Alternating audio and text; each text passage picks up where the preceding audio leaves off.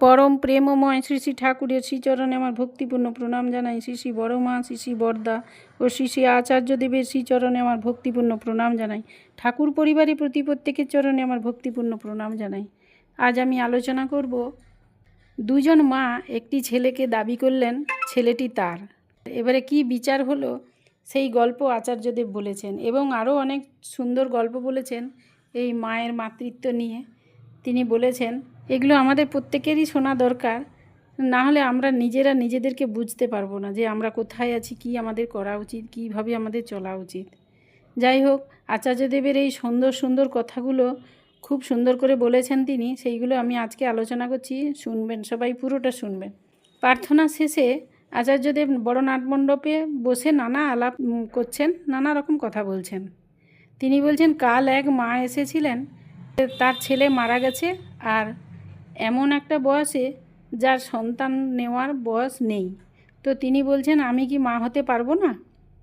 তো ওই মা হতে পারবেন কি না জিজ্ঞেস করছেন।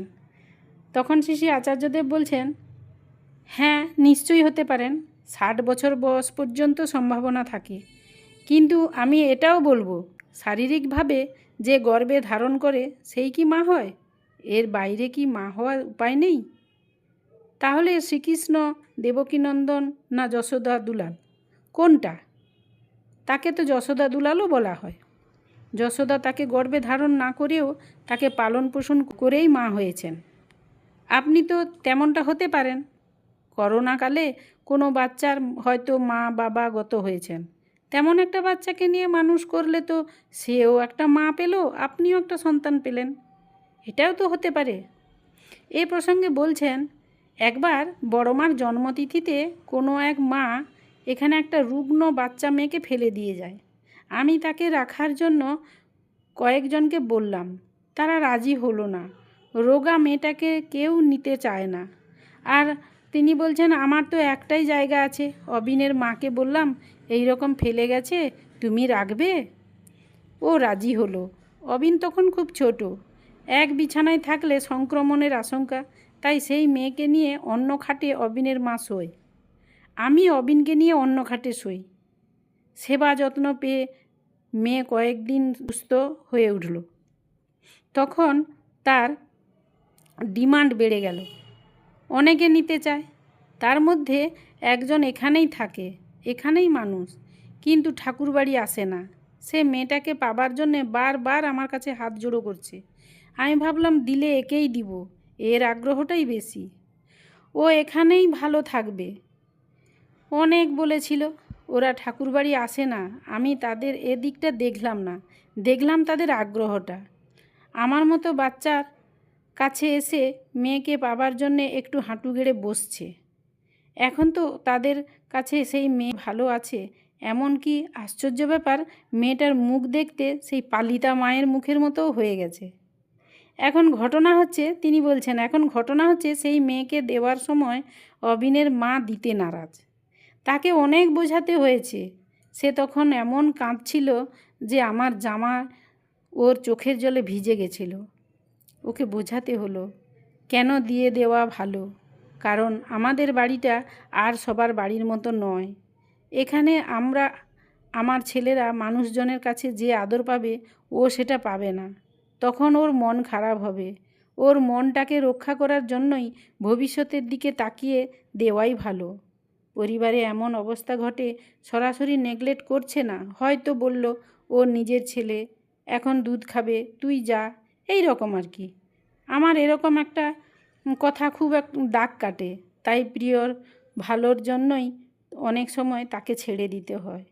কিন্তু আমি বলতে চাইছি, মাতৃত্বের যে কী অবস্থা হয় সেটা ওই সময় অবিনের মাকে দেখেই আমি অনুভব করেছিলাম। তাই যাকে ছেড়ে দিলে সে ভালো থাকবে, তাকে ছেড়ে দেওয়াই ভালো। এই প্রসঙ্গে বহুল প্রচলিত মাতৃত্বের মহিমার একটি কাহিনী তিনি বললেন। তিনি বলছেন, এক সন্তানকে নিয়ে দুই মায়ের মধ্যে ঝামেলা। দুজনেই দাবিদার, সন্তানটি তার। মীমাংসার জন্য বুদ্ধের কাছে গেলে তিনি নির্দেশ দিলেন সন্তানটির হাত দুটি দুইজন দুই দিক দিয়ে টেনে ধরতে। তাতে যে সন্তানটিকে ছিনিয়ে নিতে পারবে সন্তানটি তার হবে। এই টানাটানিতে যিনি আসল গর্ভধারিণী তিনি সন্তানের কষ্ট হচ্ছে দেখে ছেড়ে দিলেন, আর বিচারে সাব্যস্ত হলো সন্তানটির গর্ভধারিণী মা তিনি, কারণ সন্তানের কষ্টটা তার সত্তায় আঘাত করেছে। তাকে ছেড়ে দিলে সে ভালো থাকবে, তাই সন্তানের দাবি ছেড়ে দিতেও তিনি রাজি। তিনি এ গল্পটাও বলছেন মা যশোদা শ্রীকৃষ্ণকে ফেলে দুধকে রক্ষা করতে যাচ্ছেন কৃষ্ণের স্বার্থে। মা মনমোহিনী দেবী ছাই গাদা থেকে কাঠ কয়লা বাঁচছেন ছেলের স্বার্থে। সেগুলো প্রকৃত বিষয় হলেও ইষ্টের স্বার্থে বলে মহৎ কার্য। গোপীরা কৃষ্ণের জ্বর সারাবে বলে পায়ের ধুলো দিতে দ্বিধা করল না, অথচ বড় বড় পণ্ডিতরা পাপের ভয়ে পিছিয়ে গেল।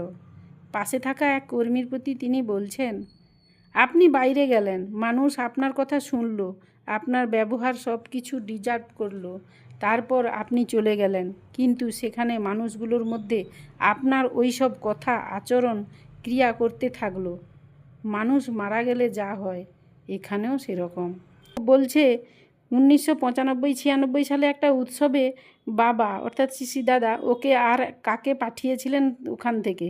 রাত্রে দিব্যি ঘুমাচ্ছে, হঠাৎ দেখছে একটা টর্চের আলো আর খচখচ আওয়াজ। ওরা দেখছে এরা যে দেওঘর থেকে এসেছে নামধ্যান করছে কিনা। যার কাছ থেকে আমি ঠাকুরের কথা শুনছি সে জেনুইন লোক কিনা সেটা চেক করতে এসেছে। ও ভয়ের চোটে মশারির মধ্যে বসে পড়ল কিছুক্ষণ। ও আমাকে বলছে তারপরে টর্চটা যেই চলে গেল আবার শুয়ে পড়লাম। কাছে বসা তরুণ পালদাকে বলছেন, আপনি বাইরের কোনো একটা জায়গায় উৎসবে গিয়ে যদি হঠাৎ খালি গায়ে আন্ডারওয়্যার পরে বসে পড়লেন ঘরের মধ্যে, তখন বলবে এ তো বেটা ফেকু পাটি।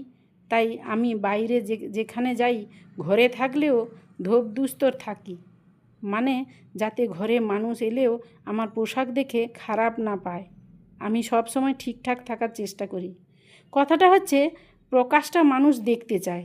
হিটলারের একটা অরিজিনাল ডকুমেন্টারি পড়ছিলাম। উনি কমন জায়গা থেকে আস্তে আস্তে পাওয়ারে পৌঁছালেন। একটা সময় সে এত বেশি এনার্জি জেনারেট করেছে যে মানুষ ভাবছে ও তো নার্ভাস, ওর বডি ল্যাঙ্গুয়েজ বলছে ও টেনশানে আছে, কিন্তু ও মুখ দিয়ে প্রকাশ করছে না। ও প্রত্যেকটা জায়গায় এরকম করে বক্তৃতা করেছে যে মানুষ মুগ্ধ হয়ে যাচ্ছে, ভুল বললেও মানুষ বুঝছে ওটাই ঠিক। ও কিন্তু একটা ডেকের মধ্যে দিয়ে নিয়ে যাচ্ছে, যা বলছে জিনিসটার কিন্তু কমপ্লিট নয়, সলিউশন হচ্ছে না। আর সলিউশন নেই বলে যুদ্ধ শুরু করেছে, যাতে যুদ্ধের দিকে মানুষ টার্ন নিয়ে নেয়। আর সেটা আজও পলিটিক্সে কার্যকর হয়। আমাদের দেশে যে পলিটিক্যাল সিস্টেম আছে, আমি প্রত্যেকটা স্টেপ দেখছিলাম। এই যে গণতান্ত্রিক রূপ হয়েছে, এটা শুধু আমাদের দেশে নয়, সারা বিশ্বে ও যা যা করেছে সেই রকম করেই হয়। স্বপ্নাবিষ্ট করে দেবে মানুষকে, তখন সে লোক সেটা ব্লাইন্ডলি করে নেবে। তিনি বলছেন, একদিন বাবা বলছেন আমরা সবই পারি, ঠাকুরের কথাটা ঠিক মতো বলতে পারি না, যেমন করে বললে মানুষ পাগলপাড়া হয়ে যায়। তিনি বলছেন আমরা তাঁরই অর্থাৎ ঠাকুরের একটা দুটো শব্দ নিয়ে জাগলিং বলের মতো করতে চেষ্টা করি, কিন্তু যাতে তিনি ছড়িয়ে যেতে পারেন সেভাবে বলতে পারি না। আমরা এখনও পারি না। কিন্তু একটা জিনিস দেখছি, জামতাড়া টামতাড়ার দিক থেকে দেওঘরের চারপাশ থেকে প্রচুর লোক আসছে। এই যে দীক্ষাপত্রের কাজে বেরোচ্ছে, তার ফলে যে যে জায়গাগুলো এক্সপেক্ট করছি না সেই জায়গা থেকেও মানুষ আসছে। তার মানে কাজ হচ্ছে, এটাই তার পরিচয়। শ্রী আচার্যদেব এই সুন্দর সুন্দর কথাগুলো সেদিনকে বলেছিলেন। তাই শ্রী ঠাকুর একবার বলছেন আমাদের রামচন্দ্রকে অনুসরণ করতে হবে হনুমানের মতো ভাবভক্তি নিয়ে। হনুমান হলো ভক্তের রাজা। রাবণকে রামচন্দ্র ক্ষমা করলেন, কিন্তু হনুমান ক্ষমা করতে পারল না।